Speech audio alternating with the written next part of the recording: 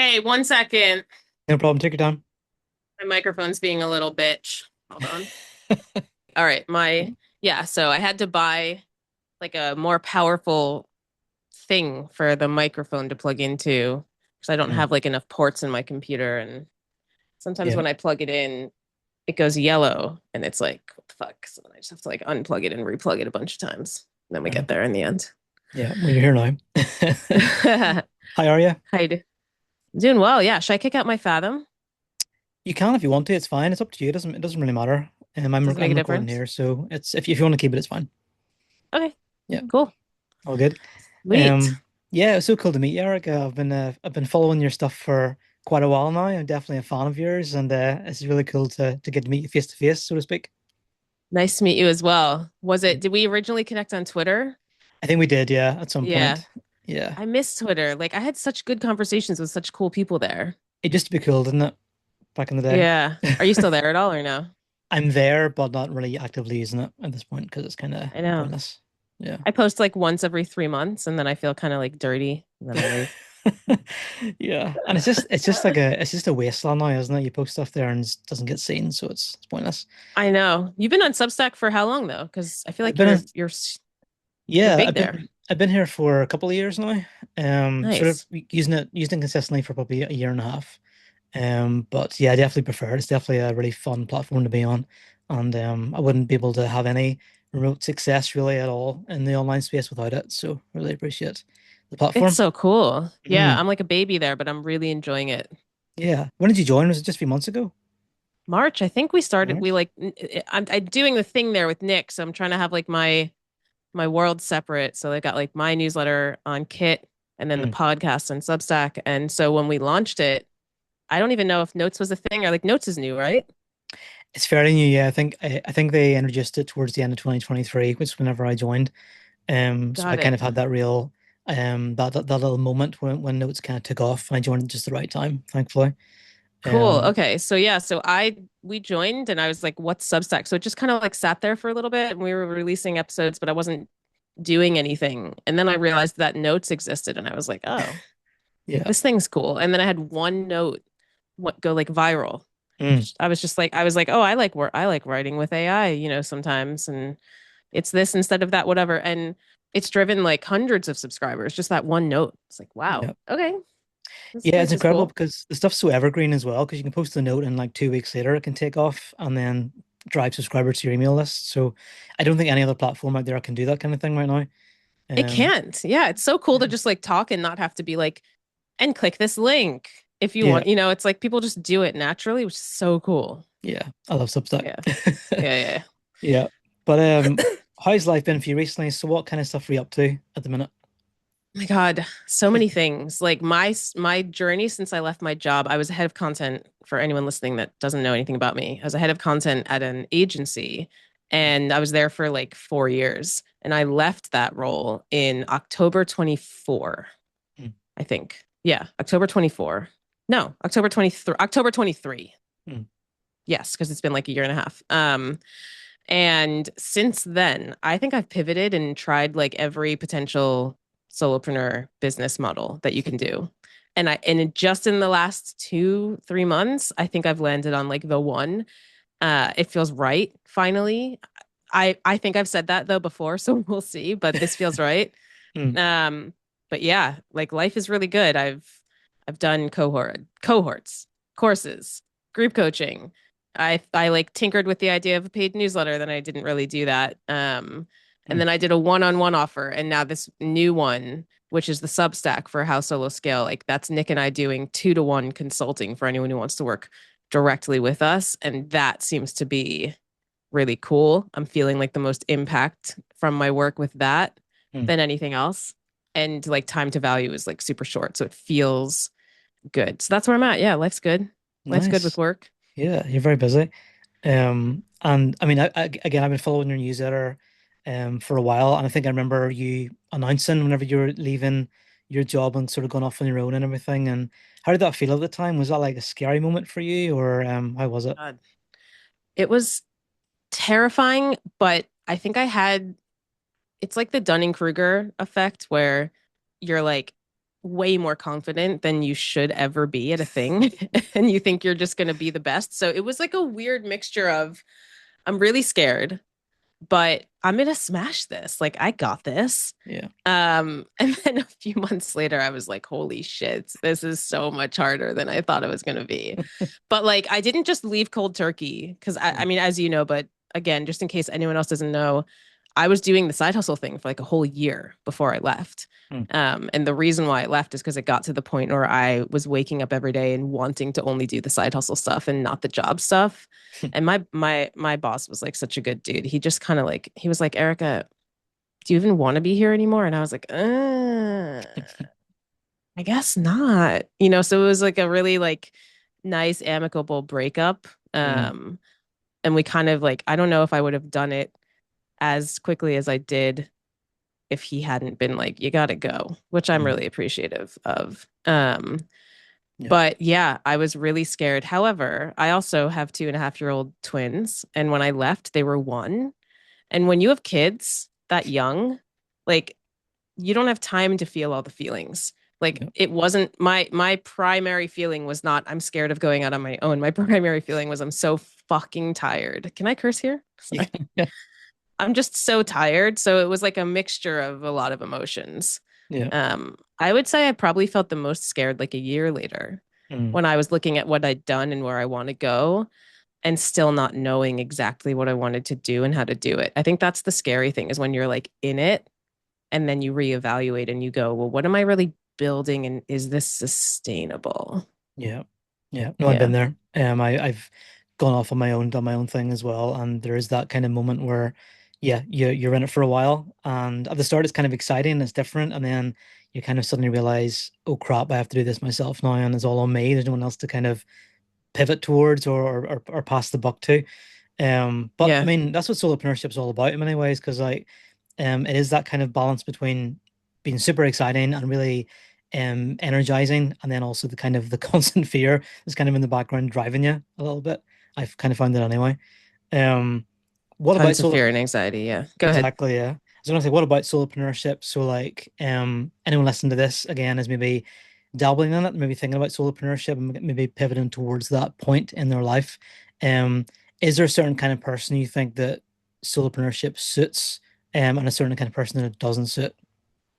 So this is a complex question that's going to get a complex answer because there's so much nuance involved. Mm, I think that certain types of solopreneurship require a certain type of charisma in a mm, person.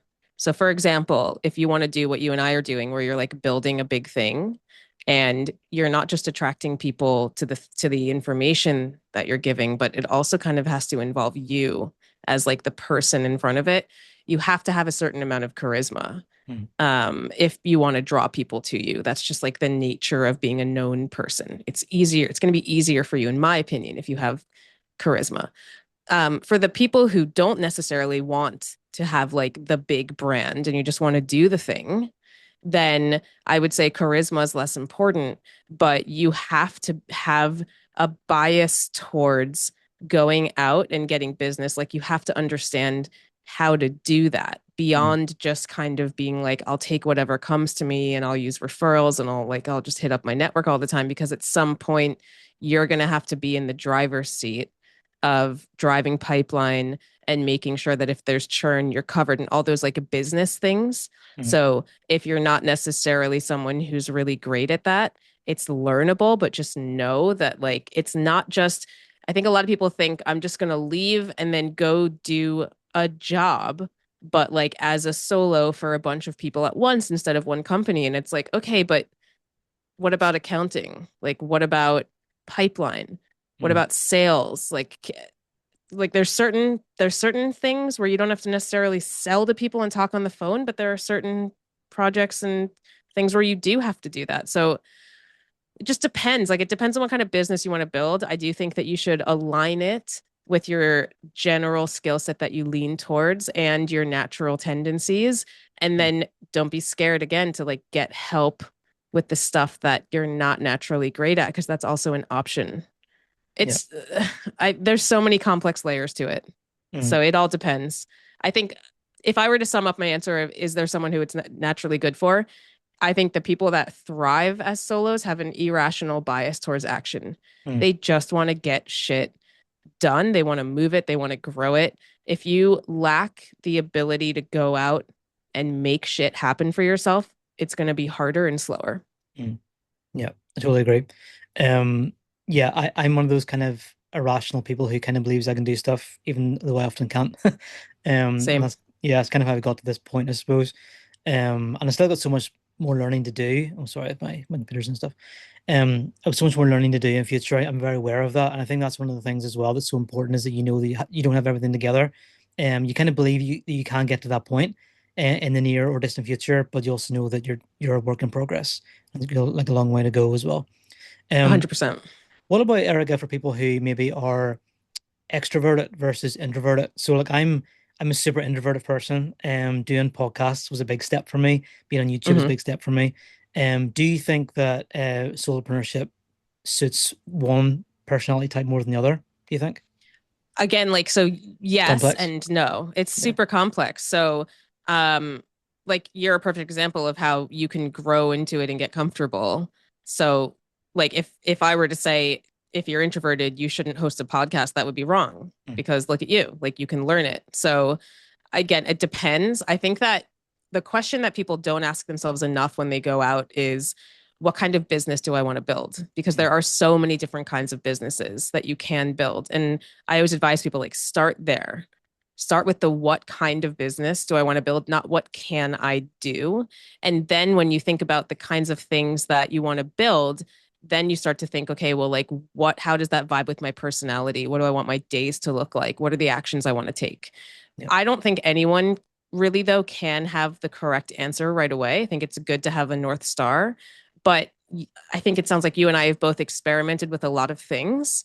And there's going to be a lot of failure involved in that and a lot of learning what you don't like so that you can find what you do through those awkward, uncomfortable moments. Mm, So I really think anyone can do this as long as you are aware of that the fact that it's extremely hard and it's going to require a lot of experimentation and a bias towards again like not worrying that you're going to get it right away yeah. because you're not. I think I'm on pivot 6 or 7, you know. Yeah. Like I just keep pivoting. Yeah. But I think that's a mark of a good solopreneur as well, that you can do that. You can recognize when it's time to pivot and take a different direction. Um, for you personally, Erica, what kind of stuff have you tried in your solopreneur journey that you didn't like, that maybe you tested a little bit and then you were like, well, this isn't really for me? So many things.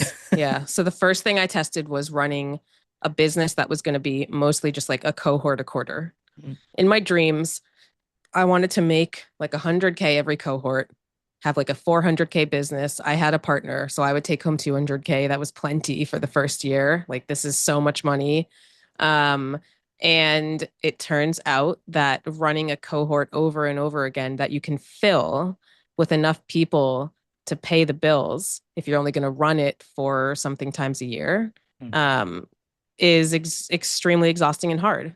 I mm, learned that that was a massive volume play.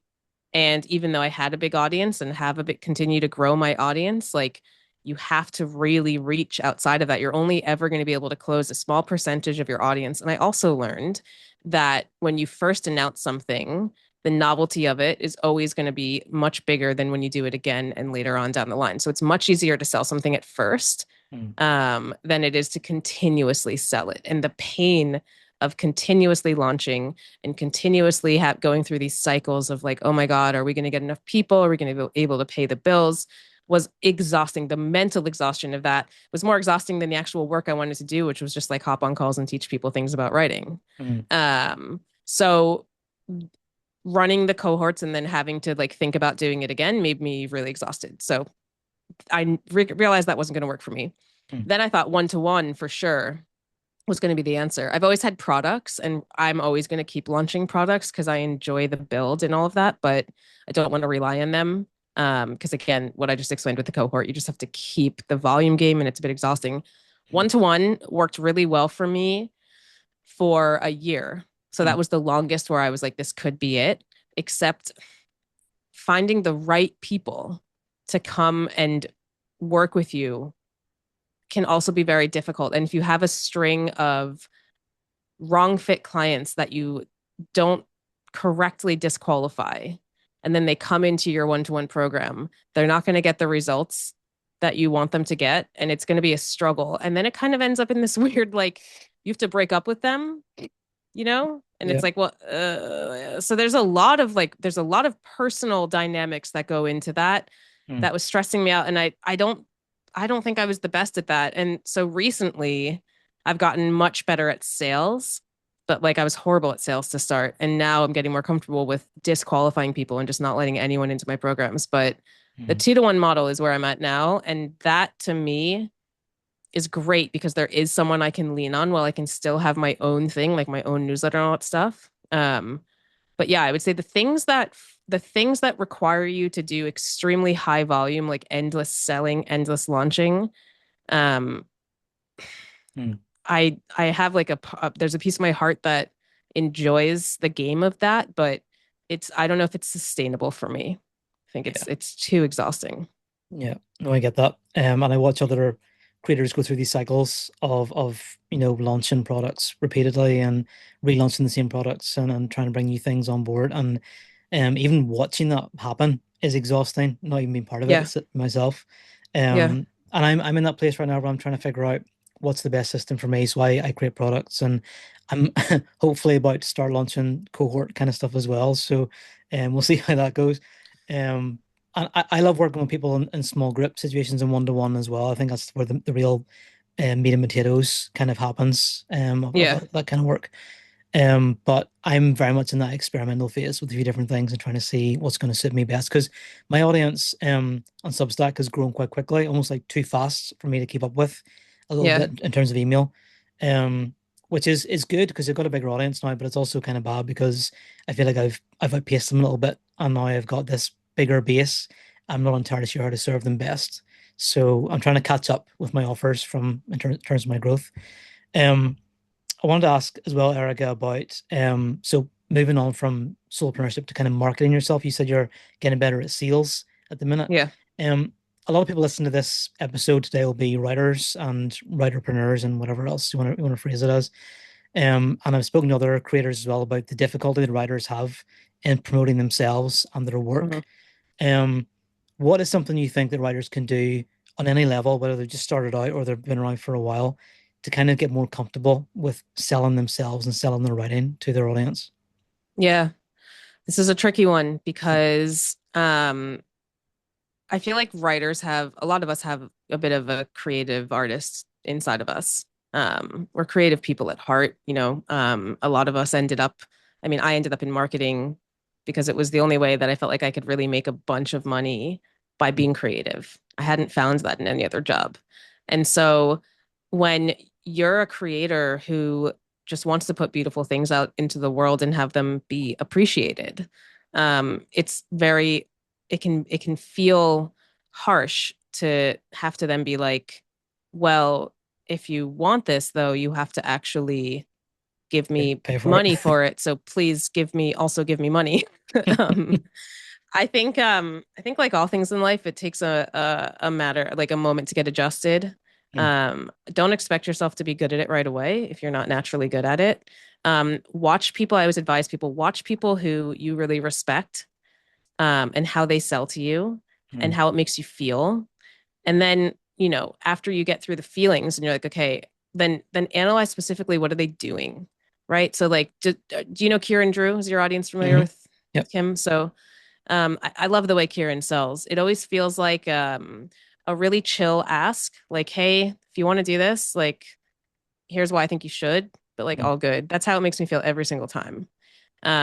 He never feels desperate, Mm. and he always feels like he's doing it to try to make you better. He feels like he's doing an act of service, Mm. even though he's making so much money, right? So um, he's a really good example of that. I would totally study Karen Drew's emails because that's where he does most of his selling. I take a bit of a different approach. I'm very confident when I sell in my writing.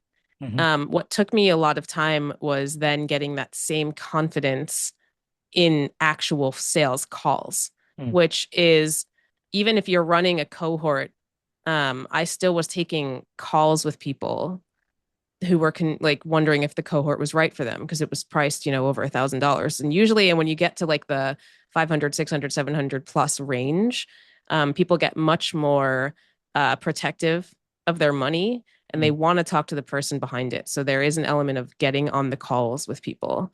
Um, so there's two skills that you have to learn. You have to learn how to sell without feeling sleazy and gross in your words, in your text words. mm, And then if you're selling something high ticket at any point, it's okay, how can I get people on the call and make them feel like this is the obvious solution? mm. The quick hack I can tell you is it's all about just asking a lot of questions. Like asking a lot of questions and then like not even talking too much, just helping them get to the conclusion themselves Yeah. is what I learned recently. Yeah. I did a podcast episode actually just before this one with somebody else who was talking about um that experience where you're speaking to somebody and their eyes light up in the course of the Hmm. conversation, and you know that that's the thing that they're really, really interested in. And then whenever they start to talk a lot and you can just kind of sit back and listen, that's when you know you're in a good place and something real is going to Exactly. happen. Yeah. And Exactly. Yeah. I wanted to ask as well, Erica, about your writing, because you said you write very confidently and you do, excuse me. And I've loved receiving your emails over the last few months and years, I suppose. Because that confidence does ooze through your writing, and it's very clear and always super actionable as well, which I think is really important. Like I always come away having learned something. I think that's why I've replied to you a few times and said like this has been great. And it's the same with Kieran stuff as well. Like it's always very actionable and simple and never feels pushy in any way.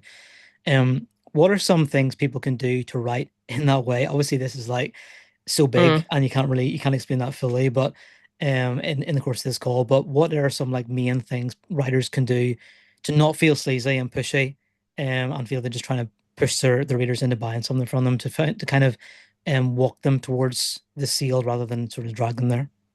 Yeah. So I'm extremely passionate about everything I write. And Mm, I think that that passion comes through. And so the first thing that you need to do is ask yourself, like, what is my opinion about the things I'm saying? Like, I'm never just like, hello, here's 5 writing tips today. Like, that's so boring. Who cares? mm, My thing is like, hey, this was going on and I have an emotion about it. It made me think this way, it made me feel this way. And I'm going to use this feeling to make you feel something. And then we can all go through this journey of learning together. But through that emotional charge of like either excitement or frustration or anger, whatever it is, like it's all about tapping into the emotions. mm, All about that. Like that, it couldn't be more important. Like I have to feel that you care. Kieran does this too. Like Kieran's always telling some sort of a story about whatever and he connects it to his life or his childhood. I feel like I know so much about him and I understand his point of view on the world because he's done a good job of telling us his point of view on the world and then connecting that point of view to the lesson. mm, So like what do you think about what you're teaching? Why do you care? What motivated you to write it? So for me, like everyone says, oh, when you're writing, start with the reader. It's all about the reader. Think about the reader. I do the opposite. I start with thinking about me mm, because the only way that I can convince the reader to care or see my point of view is if I have a strong point of view. mm, So I start with me. What am I feeling? What am I thinking? What pissed me off this week? What made me really excited and happy? And then I think about the reader. mm, Okay, how can I get other people to feel what I'm feeling too? Should I tell a story about how I came to this emotion? Should I just like dive right into a rant? And then, of course, like, what is the one big takeaway that mm, I want people to walk away with? So it always starts with me and it always ends with the reader. yeah. And it by the end of it, it should have nothing to do with me. It should have everything like they should be able to take away their own feelings about what it was, regardless of what mine are, Mm. if that makes sense. Yeah, no, it does. Um, yeah, very much so. And again, I've seen you do that over and over again in your emails. It's so effective. And because that emotion just like permeates everything you write Yeah. in The other those thing I'll emails. say is, David, I'm one of those writers who does not schedule things ahead of time and I don't plan ahead. Mm, And that again, like that is completely up to a personal preference. I just know that every time I've tried to do things ahead of time, it's less emotional. Or because I can't do a bulk writing ahead of time. It's just not me. So if I'm going to sit down and try to feel emotional about like 10 different subjects, it's not going to work. So my writing always starts with, okay, what am I feeling today in this moment? What do I want to talk about right now? Mm. Um, and then I write that. And then Yeah. I sit and I do that again when I'm feeling something new a different time. Yeah. And I think that helps me always feel like I'm in the moment with you because I literally am. Anytime I send an email, I wrote it that same day. Mm. I think that's so important. Do you know John Bjelkovic? Yes. Yeah. Yes. Was he on Twitter Yeah. too? I don't think he's on Twitter. I think well, maybe he was at one point, but I don't know how I came across him. Maybe through Kieran actually. Maybe mentioned Okay. him one time. But I think he does the same thing. He writes an email every day. I know you don't do it daily, but he very much sits down and writes on the day from what he's feeling in the moment. And Yeah. they're so simple, like such a simple, basic email story, have an offer at the end kind of thing. But it's so effective. And like I always read his stuff because I know he sat down at some point and written that day, and he's in the moment like you are, Yeah. which is so important. Yeah. How do you think Substack fits into that kind of stuff? So it's a different kind of thing. I know obviously you've got your email list over here on Kit, and then you've got what you're doing on Substack over here. But if someone is on Substack, like only on that platform, Hmm. how can they kind of take that model of writing um with emotion and use that effectively in a publication? Because they're a little bit different than an email kind of setup. How do you think that works with Substack? Yeah. I mean, it's a little bit different for sure. I haven't done text on Substack yet. It's all just podcasts, Mm, which is a completely new thing to me. But I would say it's the same vibe. If you're doing a publication on Substack, sit down, whenever you want to write it and make sure that whatever you're doing is emotional and interesting and values the reader's time. mm, I think the notes thing is the coolest part because you can kind of like scratch pad your note thoughts to the world every once in a while. But then if you're doing a publication, however often you send it, um, you get to say like, I sat down today and I had to just write this longer thing and whatever. Like you can tie it back to that and it all still feels really cool mm. and fresh. So that's how I would do it if I was doing my own thing on Substack for sure. Nice. That makes sense. Yeah, one thing that I don't think works amazingly well on Substack is kind of batch writing notes and just kind of like pumping them all out and stuff like that, which you can do obviously, but I've experimented with both things where I've batch written stuff and then I've also just written stuff in the moment. And I always find that the notes I write just in the moment off the top of my head are the ones that are most effective and tend to drive the most growth. Always. Yeah. How do Yeah. you, I know the answer to this question already, but how do you feel about how AI fits in to everything in terms of writing? And I know what your stance is on it, but I want my readers to hear about it or listeners to hear about it as well. So how does AI fit Okay. into your stuff? I love AI. I have a unique view on AI because I'm an editor first. So, yes, I've been writing since I was 10 and writing was always my favorite class, all that stuff. But when I got into professional getting paid to write, I was editing first. Mm, Um, and so I love AI because, for example, I have a Claude project and it has every newsletter I've ever written. And mm, so I can say, hey, Claude, here's a voice note. I just rambled for 10 minutes about something that I'm really passionate about. Looking at every single thing that you know about me, like help me get like a shitty first draft out of here, out of my head.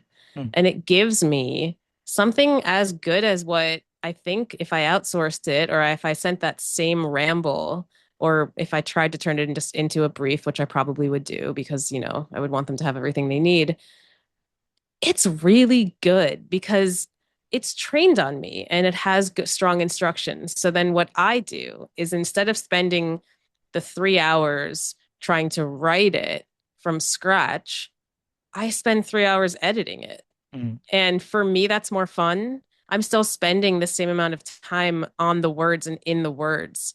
But I'm working from just not a blank canvas. yep, So for me, I couldn't be happier. Like that's where I thrive. I'm mm, I'm happy to create things from scratch without AI if it's something that, I don't know, it's hard to define what falls into that. Mm, Like, for example, on Father's Day, if I'm like, I wrote a really cute thing about my dad once and I put that on LinkedIn. Like, I'm not going to have AI help me with that because it doesn't have any context about how I feel about my dad. I don't know. That mm, feels too personal, if that makes sense.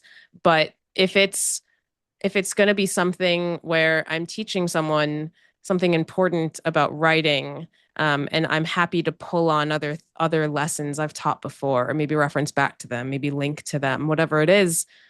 My newsletter has all that context. Like that would be something that a ghostwriter would have to then sort through and go find all that stuff. It has all of it. It can just tell me, here's all the things you've written about this in the past. Here's what you used to think.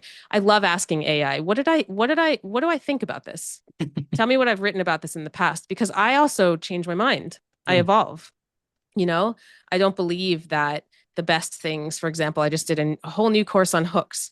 I did a 2023 course on hooks. I just released a 2025 course on hooks. The hooks that you write, the way that you can capture people's attention on these social platforms has changed in the past few years. So mm, my ideas about them have changed. So I used AI to help me with that whole course. I said, what did I feel before? I then scraped all of my LinkedIn posts that I've ever written. I gave it to AI and I said, find the patterns and tell me how it's changed since 2023. And I mm, used the patterns that it gave me to then help evolve my thinking. I was using the data that it was really able to like pull out quickly. And then I'm like, okay, based on this, like, write me a shitty first draft. And then I edit it. So that's my process. I love it. There are a lot of dissenters that say that the best thinking comes from sitting down and like wrestling with getting ideas from your brain, out of your hands. mm, Um, and like, I mean, yes and no. I don't know. I don't really see the difference between pulling on things that you've thought about in the past and then repurposing them slightly or giving it a long transcription. mm. I mean, as I think about things right now out loud, it feels similar to how I would be thinking about things if I were sitting down and trying to write it. So I get it. But I think as long as you don't outsource your thinking to it and you just use it as like a strategic partner, Mm. it's really cool. I'm really enjoying it. Yeah. How do you feel about AI? I feel the same. Okay. Would have been funny if I'd been like a total dissenter, but no, I feel the same, and I've kind of come around to it in that sense. Where at the start I was kind of like, oh, I don't really want to use it. I don't really like what it produces because I think at the start it wasn't as good. We didn't know how to use it as well as we do now. Yeah. But definitely I love sitting down and just talking to like ChatGPT and just spewing my guts out, and then getting it to give me a framework for an article, and then taking that framework and sort of fleshing it out. People have said that the most recent stuff that I've written, which has the AI generated frameworks, are like the best stuff I've done so far. And maybe they don't even realize that it's because of that, give me more focus and more process, or So more focused cool. process. Yeah, it's great though because like I am a very like pantser kind of writer, so I write fiction as well, and it's very all over the place. Like I go from I don't really have a particular plan for a book, which is a good and a bad thing because it takes me a long time to finish one. Then Hmm. sometimes, and sometimes it's the same with writing. And I need a process and a system and something to kind of keep me accountable in the same way you described, with how you just tell it stuff and then it can bring you that information back in future. Yeah. I apologize, because the rain is like hammering in the window right now. I don't know if you can hear it, but it's super loud in the Zoom is room. really, and I can't hear it. Zoom's really good Good, at good, yeah. blocking out noise. Yeah, I have an air conditioner on, I but can't hear it. It's I perfect. doubt you can hear. Yeah. No, it's great. No, I'm in Northern Ireland, so it rains a lot here, unfortunately. Hmm. Um, but yeah, no, I love AI. I've kind of come around to it now over the course of the last few months, and got to the stage where I can see it as that partner and how it's useful and how it's going to make me better in the future as well as a writer and a creator. Totally. Where do you kind of see things go in the next few years, Erica, in terms of all that? Is it just going to kind of keep getting more and more advanced to the point where it can basically just do everything? Like how do your writers actually maintain their authenticity in future? I think it's going to keep getting more advanced. And I think that as it gets more advanced, there are going to be a lot of businesses that believe they don't need writers anymore. And I think that they're going to be wrong. Mm, I think that there always needs to be a human in the loop.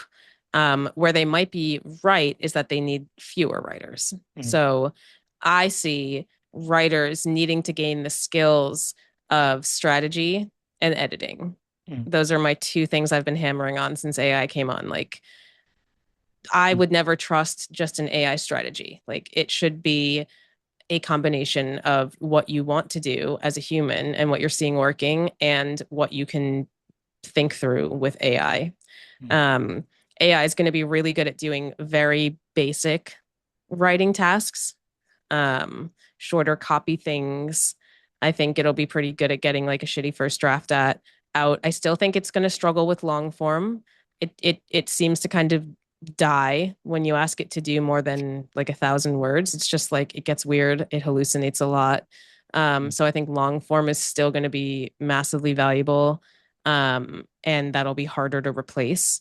But things like social writing, I think, are kind of in trouble because it's much easier. Like, I use AI primarily for my social writing when when I could totally, like, if I'm at the point now where I would need to start thinking about hiring a ghostwriter for certain things, mm, and I'm not, because AI can do it for me. mm, So that's me, but that's me as an editor. Like, not everyone is gonna have the ability to look at something AI did and be like, that's right, that's wrong, absolutely not. Move that here, put that there. Like, mm, that is a skill that I would say if you're a writer, 100% you should learn that, because that's so valuable. Um, mm. I would just, some people are going to avoid it entirely. There's a guy on LinkedIn right now that just is like boasting about his AI vegan content agency. Good for him. Like, that's good. And he will attract people who also feel AI vegan, and that's fine. Um, but I think that, yeah, it's definitely going to be coming for very junior, very non-strategic, just execution only type of roles. Yeah. So Mm, again, it depends what kind of writing you're doing. Like, I come from a content marketing B2B SaaS world. So yeah. that's the echo chamber I live in. Mm. I love the term AI vegan as well. Never heard that before. It's a good one. Um, It's a great term, and he will do well because he's a solo that serves, solos and founder. Like, he'll do fine because there are plenty of people that want to hitch, their values to that horse, and that is great. So he'll be fine. yeah. Um, but again, like, that's going to work for him because he's taking a very strong point of view. Mm, Um, so that's just another example of like, what do you believe in? What do you feel? mm, But yeah, learn strategy. Most important thing you can learn as a writer, if you're in the content marketing world, is how is whatever the hell I'm being asked to do tie to revenue. yeah.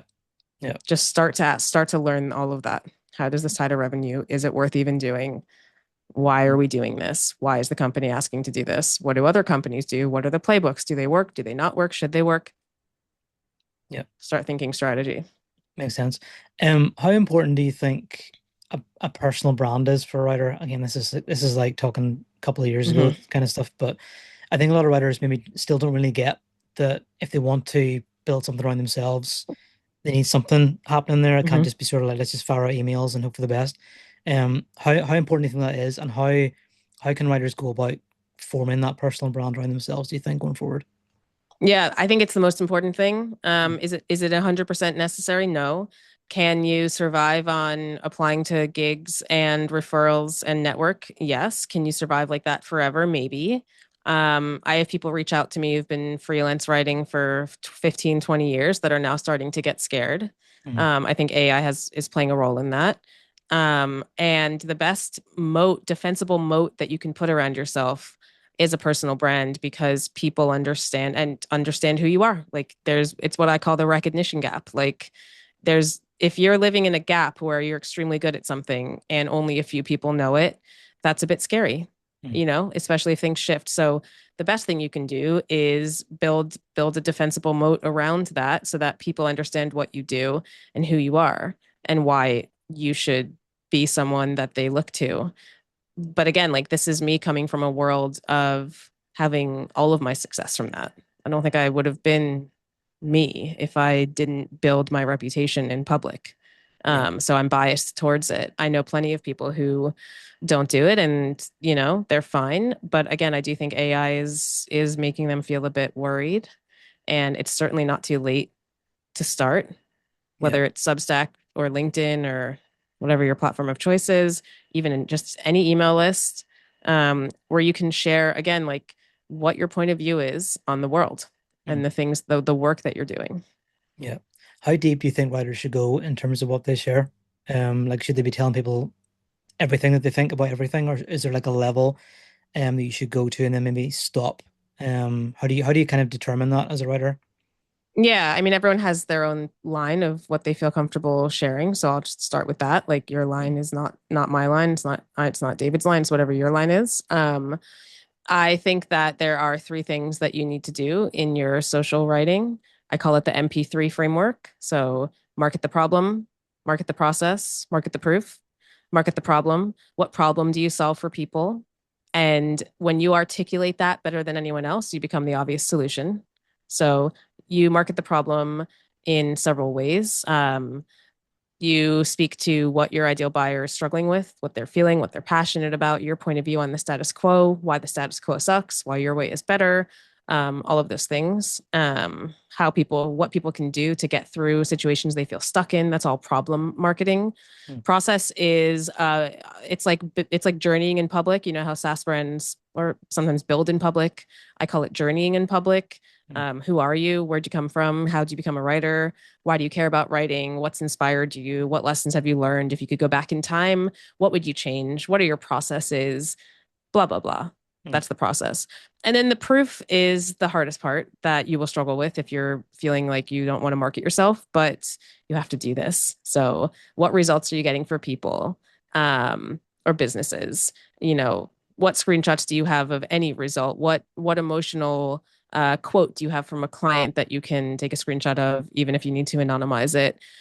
Prove to me that what you say you can do, you actually can do for people, because there are a lot of people that say they can do things, and then you're like, oh, who have you done this for before? And they're like, I don't. You're like, okay, you don't have any proof. You actually can't do this. Yeah. yeah. Yeah, no, great point. Um, just a couple more questions as coming to the end. I don't want to take up too much more of your time, but you talked about the recognition gap, and I know that you've just done a podcast episode about this, so I'm going to point people towards that in the show notes of this post. But can you Nice. just briefly mention what that's about in terms of, and I know that I had Alex Mathers on the podcast recently talked about it too. What is the recognition gap, and how can writers, maximize it or close it, I guess, effectively? Yeah. So it just means that you have an expertise that is unknown to people outside of your network. Mm, So your network is people that you know that you speak to, and your clients and the people that they refer you to. So it's totally fine to be under or just unrecognized up to a certain point, and then it's not, mm, because you can wing your way and cobble your way through scaling a solo business as a writer up to a certain point. But it's like anything in life. If all your eggs are in one basket, and that basket disappears for whatever reason, then you're fucked, right? So to put it bluntly. mm, It's never a good idea to build a business that is built 100% on referrals, because it's just never a good idea to build anything that's built 100% on anything. So diversifying, like you should be able to go out in the world with a message and get people to listen to that message and want to work with you outside of the people who just intuitively understand, like, obviously you're the best and I want to work with you. You're going to open up way more opportunities for yourself, and you're going to hedge against risk of churn, or recurring clients that are paying 50, 75% of your monthly revenue, that their business gets eaten, there's a reorg, whatever it is, and then you're completely screwed. That's your whole business that's gone. mm, So these are things that you have to think about, and I wouldn't worry too much about doing it right away. But as you scale and as you grow and as you realize, like, hey, I'm building this and I want it to last, you are going to have to close that recognition gap so that you can hedge against risk. mm. Yeah. Brilliant way to finish. I think this conversation, which has been so enlightening, and again, I say that to everyone who I speak to, but it is true. Like what you said today is so important and so impactful. And it's been so good to chat to you about this, Erica. Um, is there anything you can leave readers with today, just like a golden nugget, like a single takeaway, that you think all writers who want to make money from their work, from their words, should take from this conversation today? Yeah. Look, I think the most important thing that you can do in your relationships in life and in work is to not be scared to develop opinions on things. Mm, So seriously look in the mirror and say, what is my opinion on the status quo? Do I like it? Do I not like it? And what would I do differently? Because you can go on LinkedIn, you can go on Substack, and you can write tips and tricks and, list out 10 things that you should do as a writer and tell everyone that passive voice sucks or whatever, you want to say that day. But um, that is becoming less and less interesting because there are going to be a lot of people out there that are using AI without any human insight, mm, without much experience. And those are the posts that AI can write. But what AI cannot do is go into your brain and tell you what you think. It can't pull that out. If you say, I want to teach people how to write, it's not going to be able to pull unless you tell it, this is what I think. It can't tell you what you think for you. You have to think about it for yourself. mm, So, what is your opinion on the advice that you are giving? What what do you care about? Why does it matter? Like, it's all about you and your point of view, and that is how you stand out. So if you feel like you don't have a strong point of view, now is a great time to go get one. brilliant. What a great way to finish. Erica, thanks so much. Again, brilliant advice from someone who knows what they're talking about for sure. And I really appreciate your time. What have you got coming up the rest of today? Then this is we finish. Have you got any big plans for the rest of today? It's Thursday, and Thursday is Aunt Sue Day. Mm, So my kids are in camp for the next 30 minutes. I'm gonna pick them up, and we're gonna go to Aunt Sue's house, and we play there all day. And it's my favorite day of the week. So I will be going to Aunt Sue's house today. sounds good. Sounds good. Erica, thanks so much. I look forward to continuing to receive your emails and connecting with you on Substack and seeing what you do in future. Things all very exciting, and you're definitely someone who I look up to in terms of what you do. And I look forward to continuing to do that. Thanks so much. It's great to Thank be you. here. Thanks, Erica.